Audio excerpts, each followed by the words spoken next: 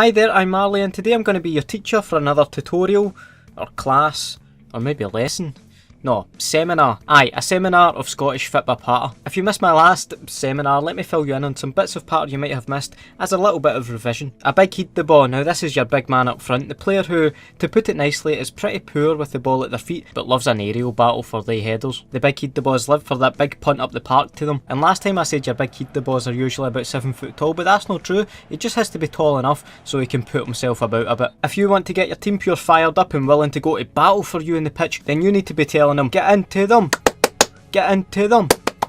My wee claps just don't sound as effective as a real drum, but you get the point. A moocher, now this is your lazy striker. Lazy actually being a positive way to describe them, as their laziness usually means they're always in the right position for a simple tap-in. Very underrated are your lazy strikers. See also, which Anthony pointed out, another way to describe a moocher or a lazy striker is a poacher, so the more you know. But anyhow, you can find the last lesson on the socials Facebook page, or ask a classmate for a loan of their jotter later, but let's move on to some more Scottish Fitba patter we haven't covered. A hospital ball is a poor or under-hit pass which is so bad that the receiver of the pass has to go into a 50-50 tackle with an opponent to reach the ball, which could land them in hospital. Many a hospital ball in my time burned many bridges, and that's why I now make daft videos about Scottish football and don't play Scottish football for real.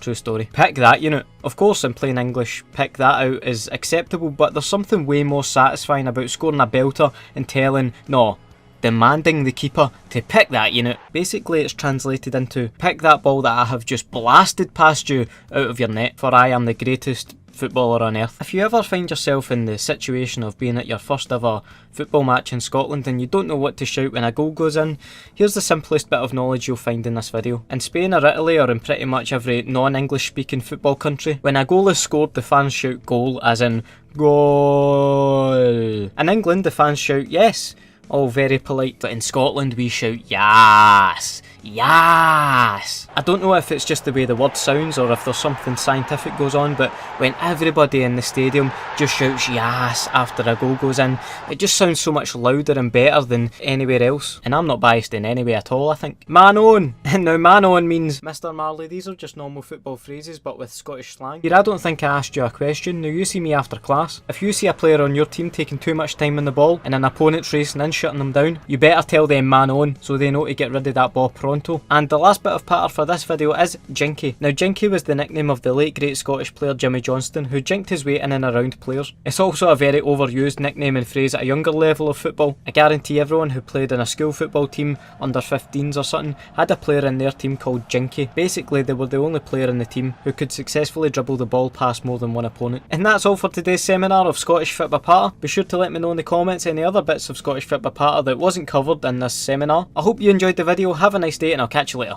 Bye.